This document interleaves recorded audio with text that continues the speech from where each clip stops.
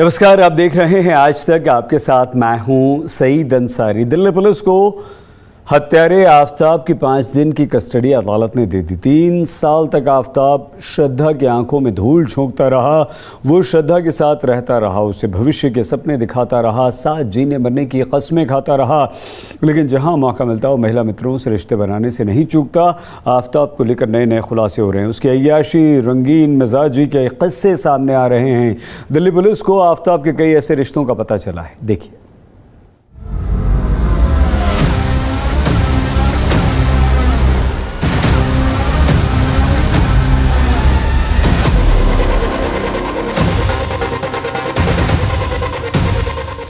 रोंगटे खड़े कर देने वाली वारदात का किरदार नंबर 1 आफताब आखिर कौन है? दिल्ली पुलिस जैसे जैसे इसके किरदार की तहकीकात कर रही है, इसके बारे में होश उड़ाने वाली हकीकत सामने आ रही है। आफताब के बारे में सनसनीखेज खुलासे हो रहे हैं। पुलिस की थ्योरी कह रही है कि ये एक साइको किलर है। इसने श्रद्धा के सीने पर चढ़कर उसका गला घोंटा। इसने श्रद्धा की लाश के 35 टुकड़े किए। इसने लाश के टुकड़ों को फ्रिज में रखा।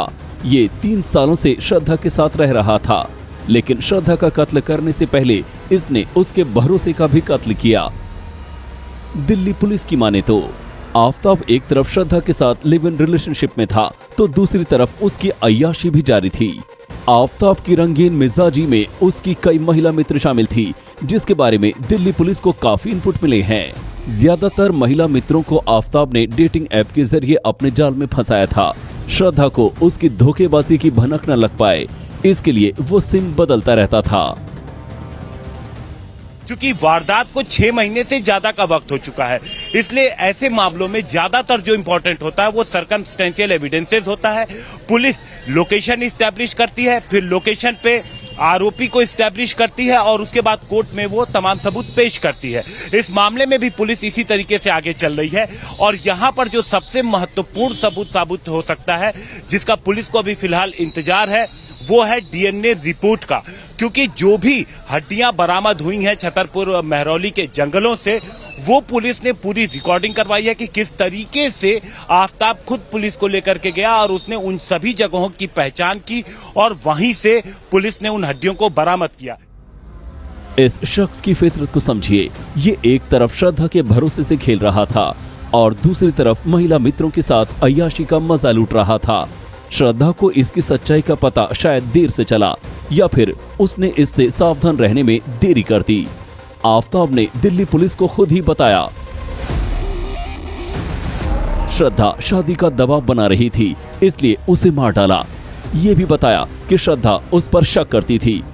किसी से भी फोन पर बात करता तो झगड़ा होता था। दोनों में बार बार झगड़ा होता था। हालांकि आफताब दिल्ली पुलिस की आंखों में धूल झोंकने की कोशिश कर रहा है।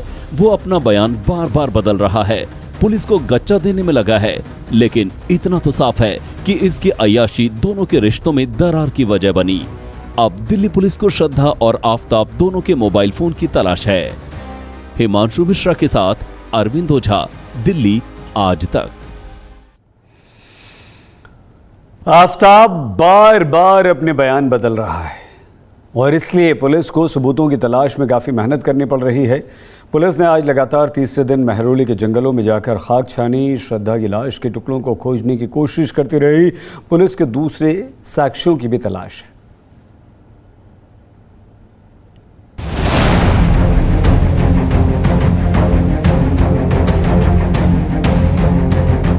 इन्हीं घने जंगलों में श्रद्धा की लाश के टुकड़े मिलेंगे और इन्हीं घने जंगलों में श्रद्धा के हत्यारे की हैवानियत के सबूत मिलेंगे।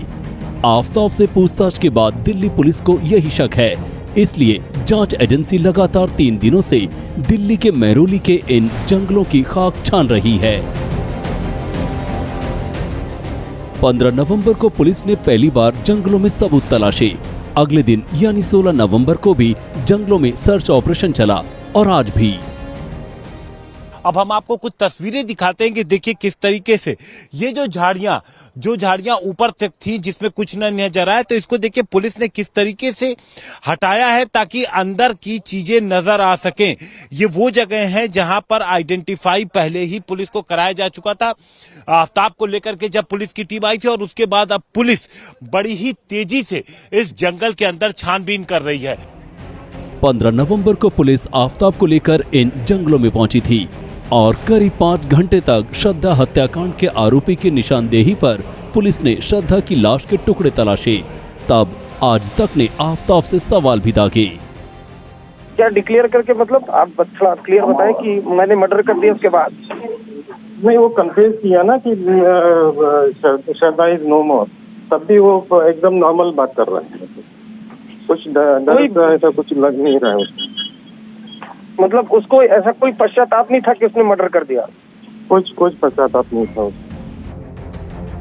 16 नवंबर को पुलिस फिर जंगलों में पहुंची, लेकिन मीडिया को जाने की इजाजत नहीं थी। जंगलों की एंट्री पॉइंट पर पुलिस के जवान खड़े कर दिए गए।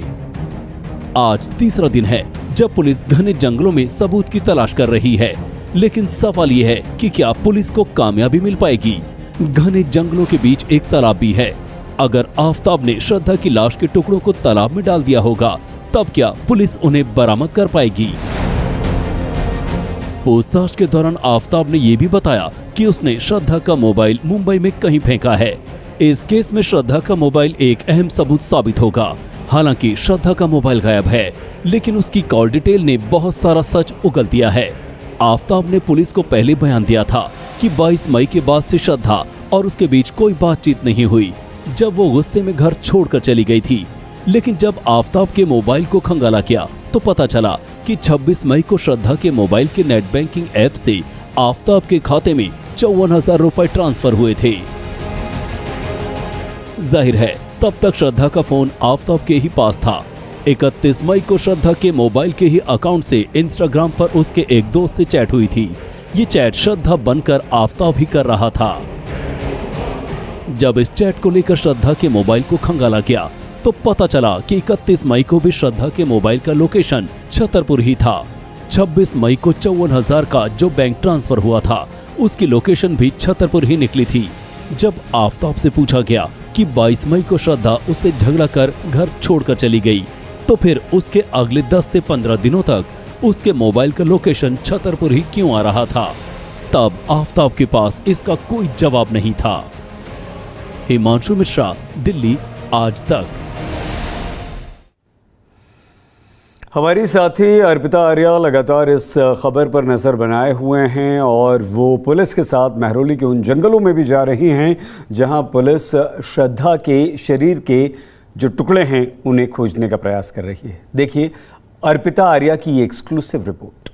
मेरी मौजूदगी महरौली के उस जंगल में है जहां पर डिस्पोज किया गया शव के अलग अलग टुकड़ों को अलग अलग जगहों पर। और आप देख पा रहे होंगे कि अभी जैसे आपने मुझसे सवाल पूछा, मैं खुद इन कांटों के बीच में फंस गई। लेकिन यहाँ बड़ा मुश्किल है आपको इस जंगल में आना। और हम अभी, क्योंकि जब हम बात कर रहे थे, एक बार जरा आपको पहले तस्वीर दिखा दें तो जो लोग देख रहे होंगे, हमारे दर्शक भी, वो भी समझ पाएंगे कि ये कितना घना जंगल है।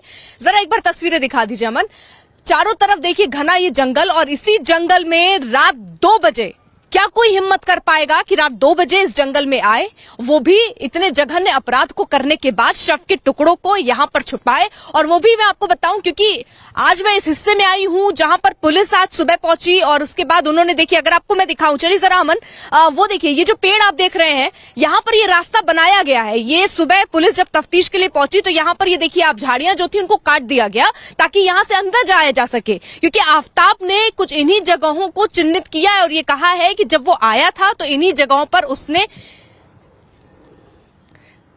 आशुतोष फिर से दोहराइए जरा अपना सवाल।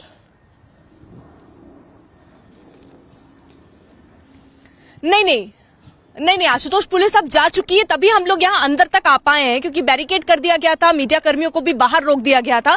लेकिन यहाँ उस जगह पर, उस लोकेशन पर आज तक की टीम पहुंच गई है जहां पर पुलिस छानबीन कर रही थी। जो सबूतों के तौर पर आपको मैं दिखा रही थी कि ये देखिए, ये पेड़ जो है ये काटे गए हैं ताकि यहाँ पर अंदर तक पुलिस आ पाए। जहां अंदर आज हम पहुंचे हैं इन महरौली के घने जंगलों में, और यहां से हम आपको रिपोर्टिंग करके और तस्वीरें दिखा रहे हैं। कितना घना जंगल, जहां हम दिन में भी हिम्मत नहीं कर पा रहे हैं आने की, क्योंकि जंगली जानवरों की आवाजें भी मैं सुन पा रही हूं यहाँ पर। और ऐसे वक्त पे रात 2 बजे आफताब आता था, और 20 दिन, 1-2 दिन नहीं, आपको एक दिन आप हिम्मत जुटा सकते हैं, 2 दिन आप हिम्मत जुटा सकते हैं, लेकिन आप 20 दिन यहाँ आते हैं, शव के टुकड़े को लेकर अलग अलग जगहों पर डिस्पोज करते हैं। अब पुलिस उसी को खंगाल रही है। आइए सीधे हिमांशु मिश्रा, हमारे संवाददाता इस समय हमारे साथ जुड़ चुके हैं। हिमांशु, पहले दिन से रिपोर्टिंग कर रहे हैं, इस खबर पर हर जानकारी हमें दे रहे हैं। पुलिस के वो अधिकारी जो इस केस को सॉल्व करने में जुटे हुए हैं, उनसे लगातार संपर्क में हैं और इस केस की एक एक कड़ी को जोड़ने का काम भी हिमांशु कर रहे हैं। हिमांशु, कहां तक पहुंचा है अभी ये मामला? देखिए, ऐसा है कि पुलिस ने आज कोर्ट से 5 दिनों की रिमांड और मिल गई है। अब इस दौरान जो पुलिस है वो सबसे पहले तो जो कड़ियां हैं उनको जोड़ने की कोशिश कर रही है। सही, सबसे पहले तो जो तलाशी में पुलिस जुटी हुई है वो तलाश पूरी करनी चाहती है, यानी श्रद्धा का सिर उसे ढूंढने की कोशिश कर रही है पुलिस, वो अभी तक नहीं मिला है। इसके अलावा जो कपड़े थे, जो आरी चीज जिससे उसने टुकड़े किए थे, इन्हें वो तलाशने की कोशिश कर रही है। लेकिन साथ ही साथ पुलिस जो एक अहम सुराग साबित होगा बाद में, सही, सबसे बड़ी चीज है जो टुकड़े शरीर के बरामद हुए हैं, या इसके अलावा जो किचन के अंदर से, जो उसके घर के अंदर से, फ्लैट के अंदर से जो कुछ कतरे मिले हैं, अगर उनका डीएनए मैच हो जाता है तो ये एक बहुत अहम सुराग साबित होगा। तो पुलिस की इन्वेस्टिगेशन लगातार जारी है हर अलग अलग मोर्चों पे। दिल्ली पुलिस की एक टीम उत्तराखंड और हिमाचल के भी चक्कर काट रही है ताकि वहां से कुछ सुराग मिल सके। तो पुलिस की टीम हर जगह से, जहां भी संभव है, उन सभी जगहों पर काम कर रही है ताकि सुराग और सबूत जुटाए जा सके। जी सही। हिमांशु, जितनी भी कहानी समझ में आई है, हम बार बार एक प्रश्न ये उठा रहे हैं कि इस हत्या के पीछे कारण क्या था? कारण क्या सिर्फ श्रद्धा शादी करना चाहती थी, यही, या कुछ और भी? देखिए, अभी जो बहुत कुछ इन्वेस्टिगेशन है वो डिपेंड कर रहा है कि क्या आफताब पुलिस को बता रहा है। आफताब जब पहली बार गायब होने की बात आई कि श्रद्धा गायब है, उसके दोस्तों ने इस चीज को पॉइंट आउट किया श्रद्धा के, और उसके बाद वो श्रद्धा के पिता से बात करते हैं कि फोन बंद है, सोशल मीडिया पे भी एक्टिव नहीं है। इसके बाद श्रद्धा के पिता ने महाराष्ट्र में जो मणिपुर थाना वहां पे कंप्लेंट की। तो जब इससे पूछताछ की गई तो इसने कहा कि इसका तो ब्रेकअप हो चुका था, और 22 मई को श्रद्धा अपना मोबाइल फोन, सिर्फ मोबाइल फोन लेकर के, जो दिल्ली का इसका रेंटेड फ्लैट है महरौली इलाके में, वहां से वो चली गई। इसके बाद पुलिस को इसने बहुत ठहराने और टरकाने की कोशिश की, लेकिन जब पुलिस ने श्रद्धा के मोबाइल फोन को ट्रैक किया तो ये पता लगा कि 22 मई की उसने कहा था कि झगड़ा हो गया है, लेकिन 26 मई को एक ट्रांजैक्शन मिला 54,000 का, जो श्रद्धा के जो मोबाइल ऐप से उससे आफताब के अकाउंट में गया था। और जब उसका लोकेशन निकाला गया तो लोकेशन निकला महरौली। इसके बाद फिर से उसका एक दोस्त था, उस दोस्त ने जब मैसेज किया तो श्रद्धा ने जब उसको इंस्टाग्राम पे जवाब दिया तो वो लोकेशन भी निकला महरौली।